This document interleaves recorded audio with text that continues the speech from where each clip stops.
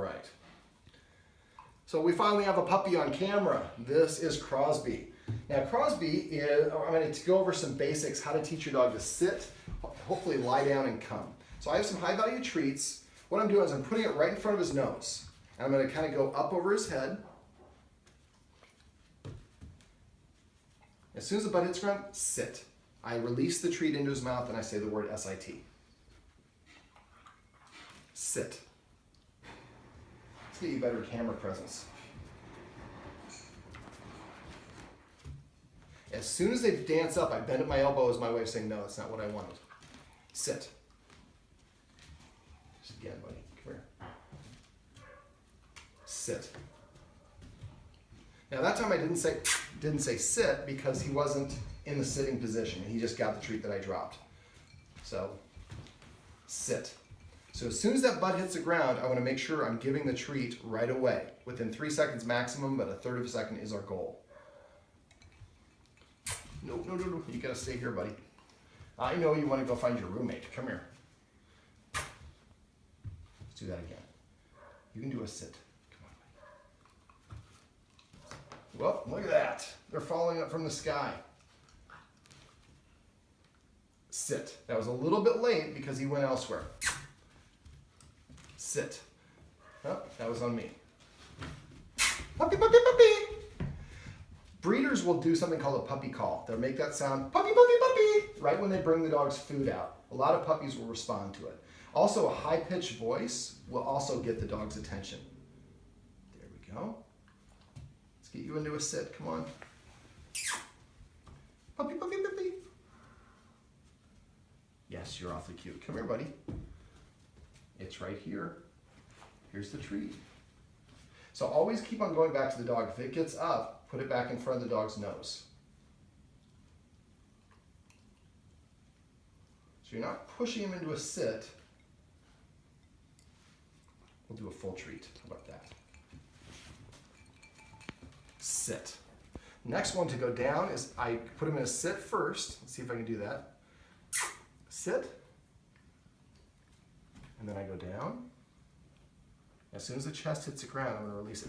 If he gets up, I bend away because that's not what I wanted. Now, lay down is more advanced than a sit. So at this stage, I probably would just work on the sit. Now, a couple things with puppies. I'm going to keep you here on camera while I wrap this one up. Oh, you're so cute. Puppies' neurons get tired of, they get fatigued of firing. So when you're doing training for a puppy, you really don't want to stretch it past about 2 minutes per little training episode. It's better to do short little training sprints multiple times throughout the day. So again, we're going to hold the treat here, put it right in front of the dog's nose, and rock it up in kind of an arc over the dog's head. Don't just go vertical up and don't go towards the tail, but do a little bit of both. As soon as the dog sits, pop that treat in its mouth, say the word sit. I would practice that 2 or 3 times a day with each person in the house if possible. The more you practice it, the faster it'll get. But don't try to combine 3 of them together in a 5-minute training session. What happens is their neurons get tired of firing, and even though they're responding perfectly, all of a sudden they stop responding at all. You get frustrated. They get frustrated that they're making you frustrated, and the next time they do it, they don't want to do it because they have an unpleasant remembrance. So keep it very short, 1 to 2 minute training sessions, and always end on a good one. So we want the dog to have a fond remembrance of the last time it did that. Now, whenever possible, I would play with the dog a little bit afterwards. Do a fun activity with the dog immediately after a little training session. So we play with each other a little bit, and then you give me a little massage, or we romp around the room and I get to chase you, or we roll around, or whatever. Play tug of war with the rope. Make sure that it's something the dog enjoys. The dog will tell you what it enjoys, so don't just because another dog did it doesn't necessarily mean your dog needs to do it as well. One other thing, I use a kissing sound